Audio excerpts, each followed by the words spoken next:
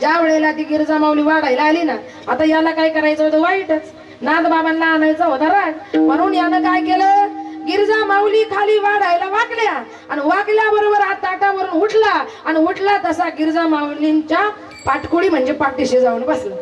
कोणाच्या?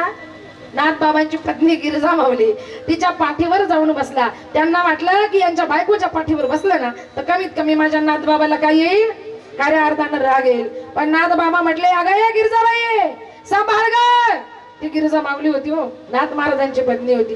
ती म्हणती, महाराज काळजीच करू नका, जसं आपलं हरिपंडित ना तसेच महाराज मला हरिपंडिताला पाठीवर घेऊन वाढायची सवय, तसं यांनाही घेऊन वाढील.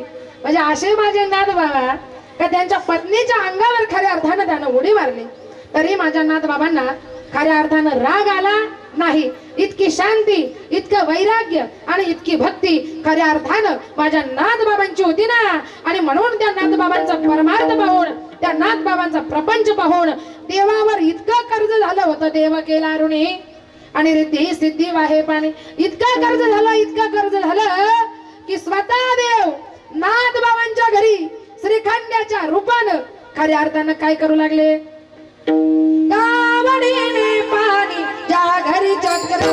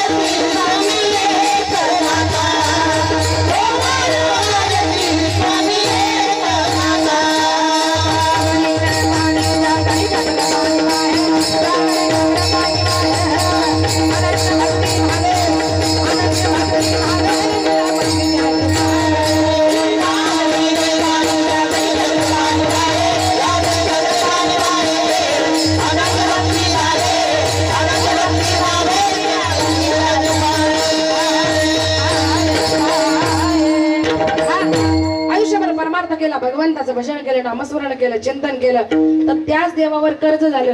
आणि आपण ज्या वेळेला देवाचं भजन चिंतन करतो ना, नामस्मरण करतो ना, त्यावेळेला ते देवावर ऋण होतं बरं का, कर्ज होतं. देवावर ऋण झालं तर ते फेडण्यासाठी देवाला त्या भक्ताच्या घरी अवतार घ्यावा लागतो. म्हणून भगवंताचं भजन करा, नामस्मरण करा. कोण जाणे देव तुम्हाला मला आपल्या सर्वांना भेट दिल्याशिवाय राहणार नाही. माझ्या नाथ बाबांचं एवढं ऋण झालं, 12 वर्ष केशव म्हणून, 12 वर्ष माधव म्हणून आणि 12 वर्ष श्रीखंड्या म्हणून 36 वर्ष चाकरी ज्या भगवंतानं स्वतः कुठे केली हो, नाथ बाबांच्या वाड्यावर या ठिकाणी केली. याला कारण आहे माझे नाथ बाबा हा प्रपंच करत असताना, हा संसार करत असताना शरण कोणाला गेले, देवाला. आणि देवाला शरण गेल्यामुळं नाथ बाबांच्या वाड्यामध्ये चाकरी कोणाला करायला लागली, देवाला. अभंगाच्या पहिल्या चरणामध्ये Yeah.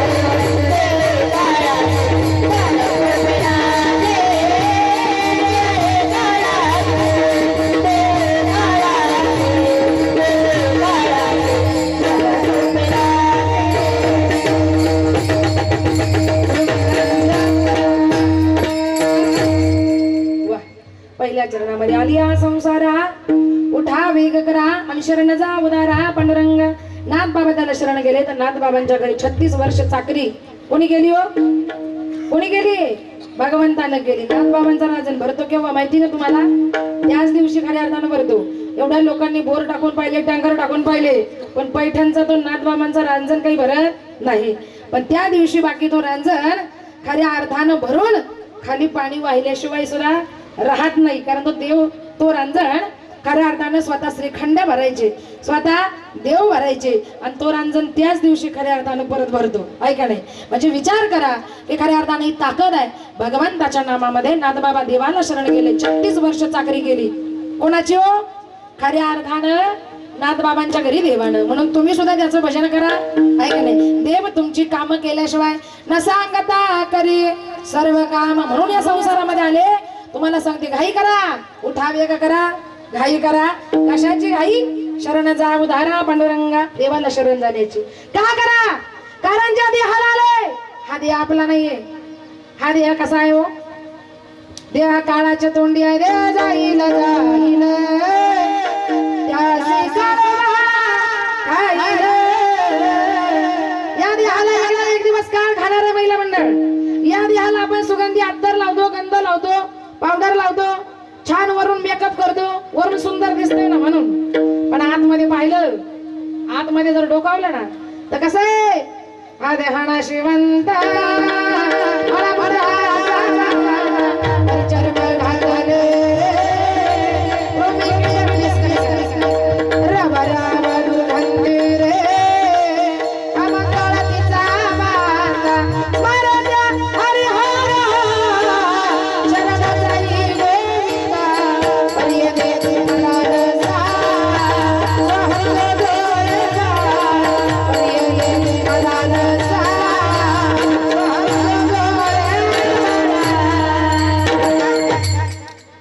नाशिवंत आहे.